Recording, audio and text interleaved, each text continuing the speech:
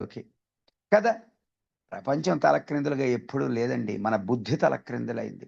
పరమాత్ముడు సృష్టించినటువంటి ఈ సమస్త వ్యవస్థ, విశ్వమంతా గూడా పరమశాంతిగా, పరమసత్యంగానే ఉన్నది. మన మనస్సుకొచ్చినటువంటి దోషము వలన ఇది ఏర్పడుతుంది.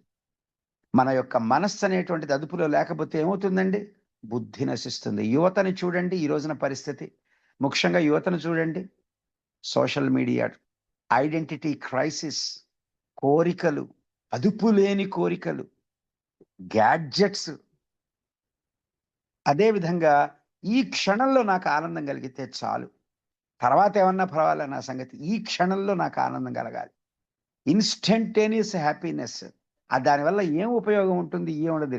ఏది కనిపిస్తే అది తినేయటం. ఏ ఫాస్ట్ ఫుడ్స్ తర్వాత కడుపులో ఏమవుతుందో ఎవడికి తెలీదు. అట్లా ఉంది. క్యాన్సర్‌లు గూడా వస్తున్నాయి. కాబట్టి దీన్ని సాంఖ్య యోగంలో ఎలా అన్వయించేసుకోవాలండి మన నిత్య జీవన విధానాన్ని? అన్నీ వదిలేయమని చెప్పట్లేదు కృష్ణ పరమాత్ముడు. అధీనంలో నువ్వు ఉండకుండా నీవు అధీనంలో పెట్టుకో మనస్సుని. నువ్వు విషయాల అధీనంలో నువ్వెళ్ళకు. నీ అధీనంలో విషయాలుంచుకో. ఎంత విశేషంగా చెప్పారండి. చిన్న సింపుల్ లాజిక్ కదండి ఇది. కాబట్టి కృష్ణ పరమాత్మల వారు సాంఖ్యయోగంలో కర్తవ్యం ఏం చెయ్యాలి, ఎలా చేయాలని చెప్తున్నారు తప్పితే తప్పించుకొని పారిపోకు. దీనివల్ల నీకు నష్టం వస్తుంది ప్రపంచాన్ని ఎదుర్కోవటంలో. కాబట్టి ప్రపంచం నుంచి తప్పించుకొని పారిపో అని చెప్పలేదండి. ప్రపంచాన్ని ఎదుర్కో, కాన్షియస్‌గా ఎదుర్కో, బుద్ధిని కలిగి ఉండి ఎదుర్కో అని చెప్పారండి. అర్జునుడు యుద్ధాన్ని వదిలేసేద్దాం అనుకున్నాడు. కానీ కృష్ణ పరమాత్ముడు చెప్పింది కర్తవ్యాన్ని వదిలిపెడితే నీకు శాంతి రాదు. నీ జీవితంలో బాధ ఉందని ఉద్యోగాన్ని వదిలిపెట్టావనుకో, నీకే దానివల్ల తలకాయ నొప్పిగా ఉంటుంది. నీ జీవితంలో సమస్య ఉందని సంబంధాల నుంచి పారిపోయావనుకో, నీ అనేటువంటి వాడు ఇంకా ఈ ప్రపంచంలో ఎవడు ఉండడు. అందరికీ దూరం అయిపోతావు.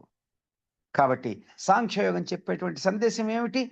వివేకంతో నీ కర్తవ్యాన్ని వదిలిపెట్టకుండా, కర్తవ్యం నుంచి పారిపోకుండా వివేకాన్ని కలిగి ఉండి నీ కర్తవ్యాన్ని, కర్మని చెయ్యి.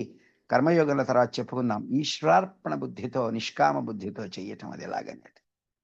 కాబట్టి సాంఖ్యయోగం అనేటువంటిది ఈ రోజున ఉన్నటువంటి ఈ ఆధునిక జీవులమైనటువంటి మనందరికీ కూడా మార్గదర్శనం అండి భగవద్గీత.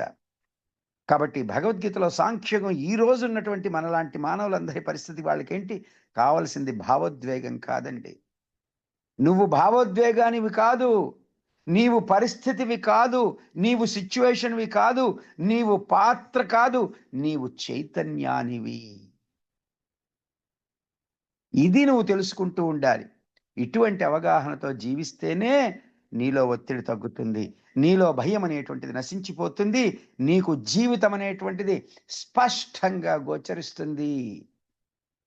కాబట్టి సాంఖ్యయోగం అనేటువంటిది పరమాత్ముడు అర్జునుల వారికి చెప్పినటువంటిది జీవితం పట్ల నీకుండేటువంటి పర్సెప్షన్ మీద ట్రాన్స్‌ఫర్మేషన్. దృష్టిని మార్చేస్తుందండి. సమస్య నుంచి పారిపోమ్మని చెప్పదు. సమస్యను చూసేటువంటి దృష్టిని మారుస్తుంది. పరిస్థితులనేటువంటివి మారకపోయినా ఆ పరిస్థితులకి ఈ జ్ఞాన దృష్టి ఏర్పడ్డప్పుడు ఆ పరిస్థితులకి నీ యొక్క స్పందన అనేటువంటిది మారిపోతుందండి. కాబట్టి ఇదే మోక్షానికి మొట్టమొదటి అడుగు అనేటువంటిది మనం తెలుసుకోవాలి. కాబట్టి